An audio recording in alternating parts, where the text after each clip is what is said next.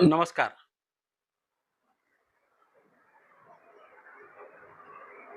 सोलापूर जिल्हाधिकारी कार्यालयाच्या वतीनं अप्पर जिल्हाधिकारी कार्यालय नवीन निर्माण करण्याची घोषणा, तशा प्रकारची नोटीस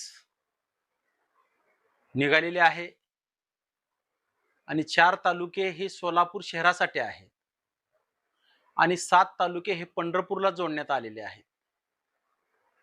त्यातला मोहोळ तालुका हा सोलापूरपासून 30 किलोमीटरच्या अंतरावर असलेला हा मोहोळ तालुका.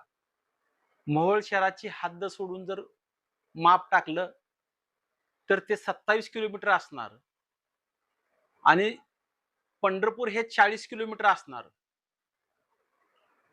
सोलापूर शहरामध्ये कलेक्टर ऑफिसच्या माध्यमातून कामाला गेल्यानंतर एखादा नातेवाईक असेल, एखादा मित्र असेल, दवाखान्यामध्ये ऍडमिट असेल, त्याला पाहण्यासाठी वेळ मिळतो. आमचं सेशन कोर्ट हे सोलापूरला असल्यामुळं सोलापूरला वकिलाला भेटणे, तारीख वाढवून घेणे किंवा अनेक कोर्टाच्या कामाच्या संदर्भात त्या ठिकाणी तिथं काम करता येतं. दुसरी गोष्ट, शेतकरी असेल, कलेक्टर ऑफिसच्या कामाच्या निमित्तानं तिथं गेला असेल, पण मार्केट कमिटीमध्ये बिल आणणं असेल किंवा माल काय खरेदी करणं असेल किंवा माल काय विकणे असेल, त्या संदर्भामध्ये विचारपूस करण्यासाठी तिथं जाता येतं. कामगार न्यायालय सोलापूरमध्ये आहे. कामगाराचे काय प्रश्न असतील ते सोलापूरच्या कामगार न्यायालयामध्ये तिथं आपल्याला वेळ काढून भेट देता येते. जिल्हा परिषदमध्ये काय काम असेल तर जिल्हा परिषदमध्ये देखील ते काम करता येते. असे अनेक उदाहरणं सांगता येतील. जी एसटी महामंडळाची सेवा आहे ते सोलापूरला, आमच्या मोहोळ तालुक्यातल्या ग्रामीण भागातल्या गाड्या इथून सोलापूरला जातात आणि सोलापूरनं तिथं मुक्कामी गाड्या येतात किंवा मोहोळवरनं ग्रामीण भागात मुक्कामी गाड्या जातात. म्हणजे दळणवळणची व्यवस्था देखील एसटी महामंडळाची हा सोलापूरला जोडलेला सगळा कनेक्टिव्ह एरिया आहे.